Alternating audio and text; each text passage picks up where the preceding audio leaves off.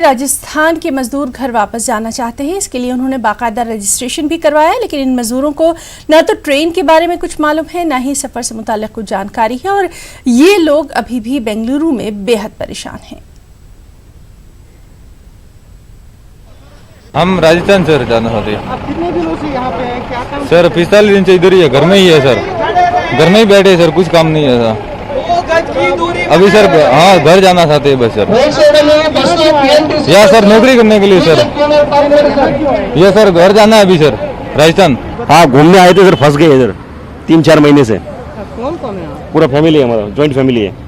यहाँ पे रजिस्ट्रेशन तो हो गया, ऑलरेडी हो गया है। अभी यहाँ पे खाली चेकिंग करके आगे भेजेंगे। कितने बजे ट्रेन है, कितनी ट्रेन है, कुछ पता नहीं है।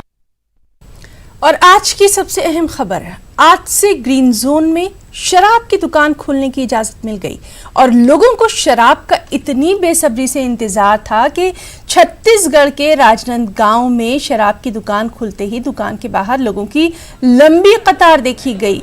खुलेआम सोशल डिस्टेंसिंग की धज्जियां भी यहां उड़ती देखी गई।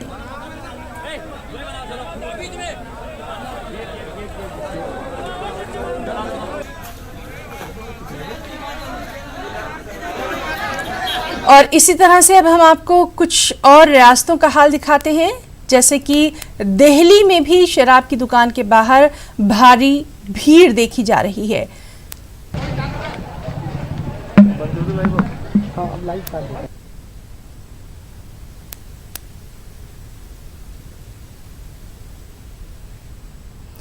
और वहीं रायपुर में शराब की दुकान के बाहर का नज़ारा आप देख सकते हैं और लोगों की बेसब्री का अंदाज़ा भी बखूबी लगाया जा सकता है।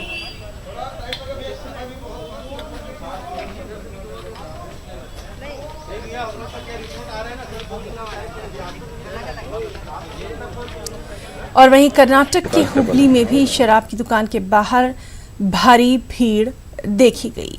हालांकि कहा गया था कि सोशल डिस्टेंसिंग का ख्याल रखना है, मास्क ज़रूरी है, लेकिन देख सकते हैं कि लोग किस तरह से सुबह सवेरे से ही शराब की दुकान खुलने का इंतज़ार करते रहे और बाकायदा इसके लिए पूजा अर्चना तक की गई। लंबी लंबी कतारें जो हैं वो साफ तौर पर देखी जा सकती हैं।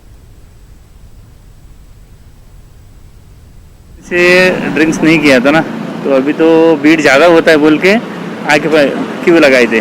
तो कोरोना का तो डर है, तो सोशल डिस्टेंस भी है ना, उसमें सोशल डिस्टेंस है, मास्क है, सैनिटाइज यूज़ करने के लिए बोले, तो पूरा सिक्योर्ड है ना। अभी कैसा लग रहा है आपको? दारू मिलने वाला है? तो अभी तो कुछ ये नहीं है, तो मिल रहे तो लेंगे ना, तो उतना ही।